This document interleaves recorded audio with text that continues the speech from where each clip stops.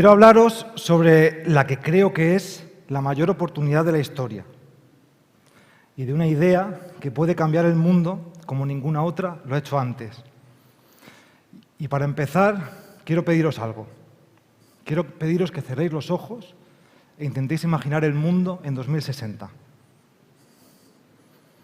La naturaleza, los paisajes, la sociedad.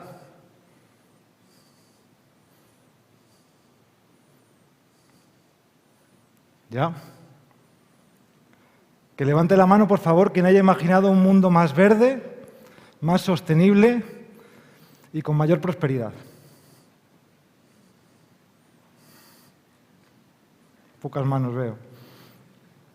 El pesimismo ante el futuro ha conquistado nuestras mentes hasta el punto en el que empezamos a ser literalmente incapaces de imaginar un futuro en el que la humanidad florece junto a la naturaleza. Todas y cada una de las series y de las películas sobre el futuro nos muestran en un planeta arrasado, en el que la naturaleza prácticamente ha desaparecido y en el que la humanidad malvive en megaurbes horrendas dominadas por distopías políticas. Pero vamos a ver por qué. En primer lugar, una afirmación. La causa de la crisis climática es la muerte de la vida. Y la única forma de revertirla es traerla de vuelta. Es la regeneración. ¿Qué quiere decir esto? Hay algo que nos une a todas las personas que estamos en esta sala y que nos conecta con todos y cada uno de los seres vivos de las más de 6 millones de especies que habitan este planeta. Estamos hechos de carbono. El carbono es la pieza base de la vida. Y el gran ciclo del carbono, las redes de la vida, determinan el clima global. Cuando arrasamos un ecosistema, convertimos el carbono que estaba contenido, que formaba los seres vivos que habitaban en él, conseguimos que se una al oxígeno del aire y forme el famoso CO2. Y su concentración es básicamente el termostato global. Son dos vasos comunicantes. Menos vida en la Tierra, más carbono en la atmósfera, más CO2, más calor. Y viceversa, y esto es crucial, más vida en la Tierra, menos CO2 en la atmósfera. No creo que sorprenda a nadie si digo que la Tierra tiene hoy mucha menos vida de la que tuvo. El 75% de la superficie de la Tierra está ya degradada, de alguna forma, y la mitad de la superficie habitable se ha convertido en nuestro campo de cultivo.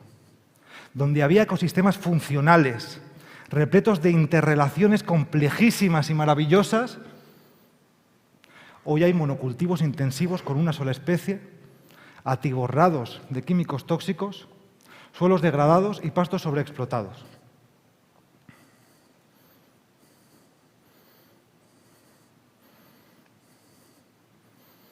Y hay algo verdaderamente llamativo aquí. A la vez que hacíamos esto, y a la vez que cogíamos inmensas cantidades de restos de seres vivos antiquísimos y los quemábamos para mover nuestras máquinas o para calentarnos, añadiendo enormes cantidades de CO2 a la atmósfera de carbono que no pertenece a este tiempo, a la vez que ocurría esto y se disparaban las emisiones, la deforestación, el ritmo de extinción de especies, también se disparaba el consumo de antidepresivos. El cáncer, la diabetes, la obesidad, las intolerancias y la pandemia de la soledad se extendía como una mancha de aceite corrosiva por nuestras sociedades, convirtiéndose en uno de los grandes problemas de nuestro tiempo.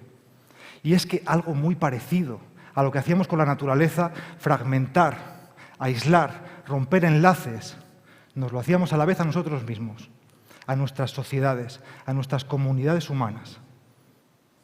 Romper los enlaces que nos conectan con la naturaleza de la que formamos parte de forma intrínseca. Romper los vínculos que nos definen como especie, que nos dan sentido, que nos sostienen. Las redes comunitarias, asociativas, las redes de cuidado de lo público, cediendo espacio día a día a los desiertos de hormigón pensados para el tránsito, a la hiperindividualización y la competencia como norma, y al consumo compulsivo como vía de escape para generar identidad ante el vacío. Algo que tiene mucho que ver con ese extraño pesimismo generalizado ante el futuro. Nos hemos creído una Una historia poderosísima, que tiene su mejor expresión quizá en la famosa frase «No existe la sociedad, existe el individuo», de Margaret Thatcher. La ideología detrás de esa afirmación ha conquistado el mundo hasta el punto en el que nos hemos creído que los seres humanos, que la humanidad, no es más que un conjunto de individuos independientes, competitivos, que se mueven por dinero y por poder y que a la hora de la verdad no tienen valores ni moral. Y claro, si somos eso, ¿qué futuro vamos a conseguir imaginar que no sea una distopía? Nos lo hemos creído, pero no es cierto. Hace años le preguntaban a la famosa antropóloga Margaret Mead que cuál consideraba que era el primer signo de la civilización humana. Y su respuesta no fue hacer referencia a una lanza, a una herramienta o a una pintura. Su respuesta fue un hueso de fémur roto que había sido curado. En el reino animal, si te rompes una pierna, mueres. En la civilización humana, no. Nuestra fuerza, lo que nos ha traído hasta aquí, lo que nos define como especie, es precisamente la sociedad que se supone que no existe. Es nuestra capacidad y nuestra tendencia innata e inédita en el mundo animal para la cooperación, el apoyo mutuo y el cuidado de quienes lo necesitan. Necesitamos urgentemente construir una nueva historia que nos permita mirarnos al espejo y entender que somos mucho mejores de lo que nos hemos creído y que nos permita elegir quiénes queremos llegar a ser. La mayor amenaza para el futuro de la humanidad es la pérdida de la esperanza. La esperanza es el motor del progreso, es lo que nos permite avanzar. Sin esperanza no hay razones para levantarse e intentar construir un mañana mejor. Y no es fácil tener esperanza hoy. Yo abrí un canal hace 5 años y le puse precisamente ese nombre, Esperanza, Hope. No porque la tuviera, sino porque me negaba a no tenerla.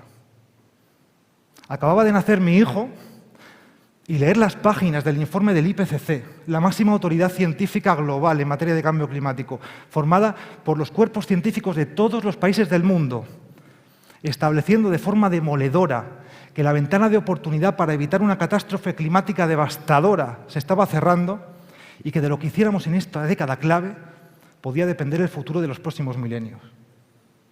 Leer esas páginas con un bebé que empieza a vivir y que tiene todo el derecho del mundo a la vida, a la primavera, a disfrutar de la abundancia, de la paz, y entender hasta qué punto estamos hoy escribiendo el futuro de toda su generación y de todas las generaciones por venir, es la mayor llamada a la acción que he sentido en toda mi vida. No tenemos derecho a no tener esperanza.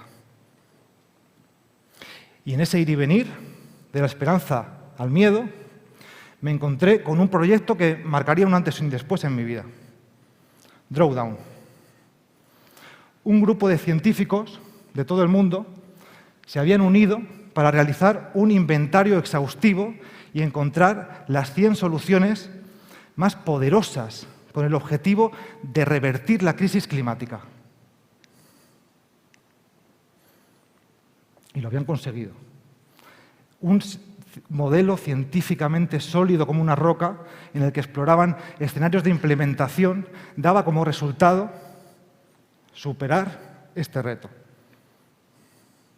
Le preguntaban a su fundador, Paul Hawken, en una entrevista, que qué tenía de especial el informe que acababan de publicar. Y su respuesta fue que era el primero, que era el único, no había otro.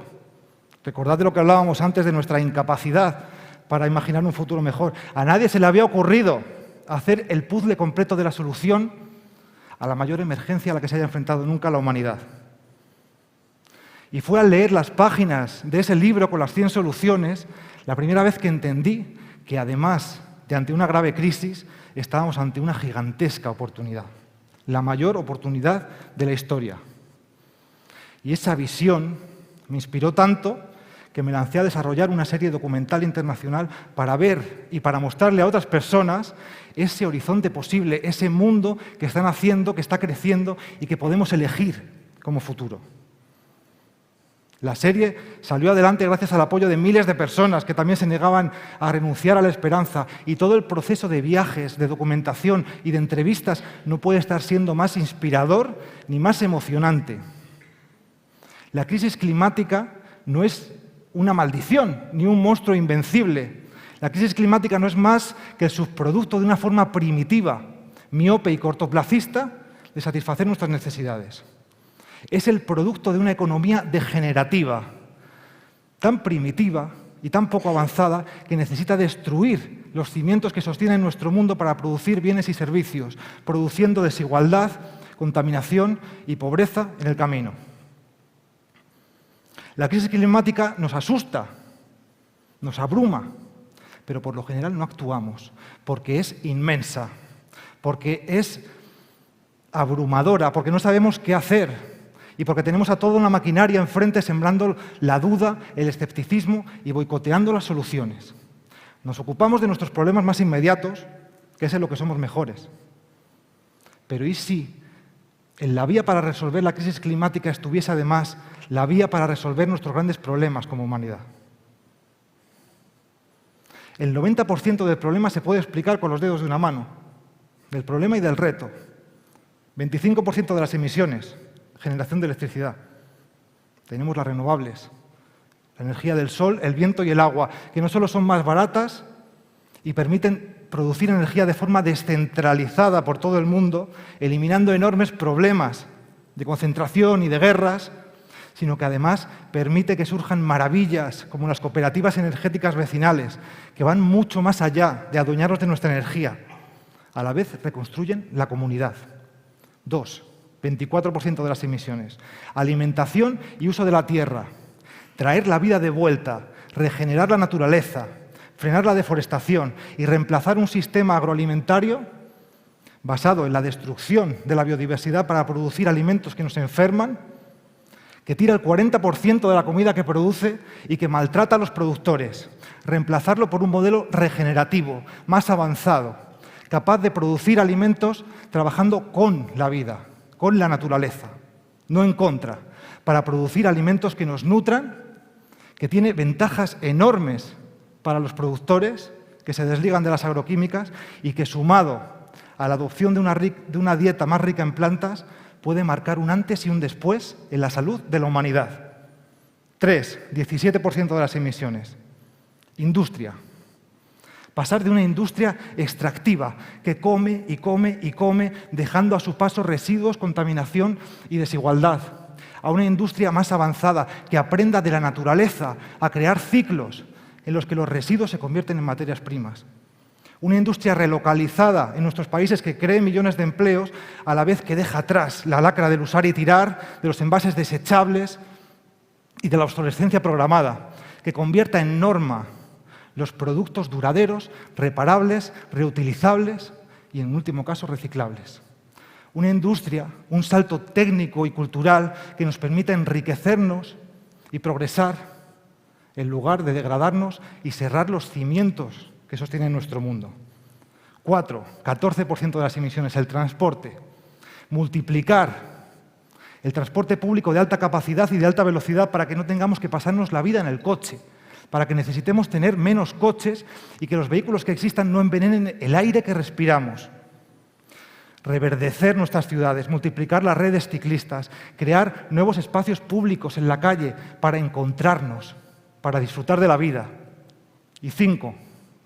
6% de las emisiones, climatización de edificios.